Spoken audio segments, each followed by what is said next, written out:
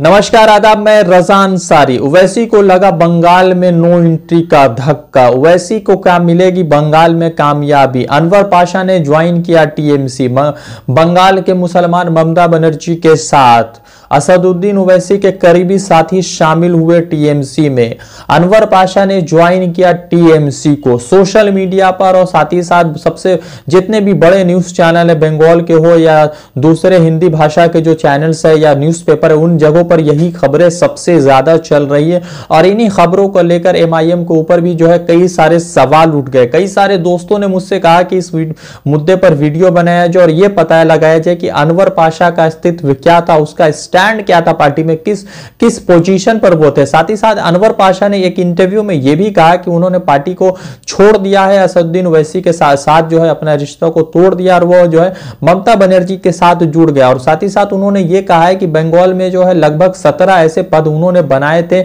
जो किसी तौर पर जो ऐलान नहीं किए गए थे, मगर जो है पद बनाया था वो सभी 17 लोग ममता बनर्जी के साथ जुड़ गए और उनके सभी साथी जो है अलग अलग डिस्ट्रिक्ट से, अलग अलग ब्लॉक से आते, उन्होंने भी टीएमसी का हाथ चुन लिया है, थाम लिया। और ये भी कहते हैं कि इस बार जो है ममता बनर्जी को ही साथ देना चाहिए, नहीं तो बीजेपी बंगाल में आ जाएगा। अब आपको बताते हैं कि अनवर पाशा कौन है, क्या इसकी हैसियत है पार्टी के अंदर, क्या हैसियत थी पार्टी के अंदर। इस मामले में जो एआईएमएम के जो बड़े सदस्य है बंगाल में, जो है बड़े सदस्य भी माने जाते हैं और असदुद्दीन ओवैसी के करीबी साथियों में है इमरान सोलंकी। इमरान सोलंकी से जब इस मुद्दे पर बातचीत हुई और उन्होंने जिस तरह से फोन पर यह अपडेट दिया कि अनवर पाशा का पार्टी में कोई अस्तित्व नहीं था, कोई जानता नहीं था, कोई एक मामूली सा कैडर था जो ऐसा आम कैडर होता है। और असदुद्दीन ओवैसी जो है अनवर पाशा को पहचानते भी नहीं है कौन है अनवर पाशा। इस मामले में अनवर पाशा जिस तरह से अपने आप को सोशल मीडिया पर जो है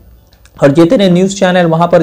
जाकर एआईएमएम को का सबसे बड़ा सितारा और बंगाल का सबसे बड़ा जो है पद अधिकारी बता रहे थे, उस मामले पर तो यह खबर आ रही है कि अनवर पाशा की पार्टी में कोई हैसियत नहीं थी, पार्टी में कोई अस्तित्व नहीं था, पार्टी में कोई स्टैंड नहीं थी। अब सवाल यह पैदा हो रहा है कि जिस तरह से बंगाल इलेक्शन करीब हो रहा है और एमआईएम को लेकर जिस तरह से चीजें चल रही है और इस मर्तबा की आम जनता के मन में भी बहुत सारे सवाल उठ गए और ममता बनर्जी के लिए जो है मुसलमानों का 30% वोट कितना इंपॉर्टेंट होगा, 30% वोट को लेकर किस तरह से बातचीत होगी, वो बड़ा अहम हो गया। वैसे एक चीज जरूर है कि जो खबरें अनवर पाशा को लेकर चल रही है सोशल मीडिया पर, जो खबरें अनवर पाशा पूरे सोशल मीडिया पर या आप कह सकते हैं कि न्यूज चैनल पर चल रहा है, उस पर एमआईएम का स्टैंड ये सामने आया और एमआईएम के बहुत सारे मुर्शिदाबाद मालदा के जो लीडर है, जो कार्यकर्ता, वो कह रहे हैं कि अनवर पाशा को वो जानते नहीं, अनवर पाशा का पार्टी के अंदर कोई स्टैंड नहीं है। अब सवाल ये पैदा होता है कि इस स्टेप से ममता बनर्जी या टीएमसी को क्या फायदा हो रहा है और ममता बनर्जी टीएमसी के साथ किस तरह से जो है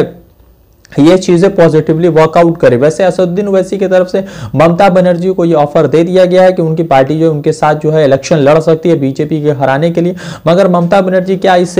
प्रपोजल को स्वीकार करेंगी या उन प्रपोजल को जो है उसे मतलब के बाहर कर देंगे, ये देखने वाली बात है। वैसे एक बात तो तय है कि वैसे की एंट्री से 2021 का इलेक्शन बहुत टफ हो गया और ममता बनर्जी के लिए भी टफ हो गया, क्योंकि मुर्शिदाबाद में पिछले कई सालों से यूनिवर्सिटी के नाम पर जो है टीएमसी ने कहा था कि यूनिवर्सिटी बनाएंगे, मगर वहां के जो भी एमआईएम के कार्यकर्ता है या वहां की जो आम जनता, उन्होंने कहा है कि ममता बनर्जी की तरफ से जो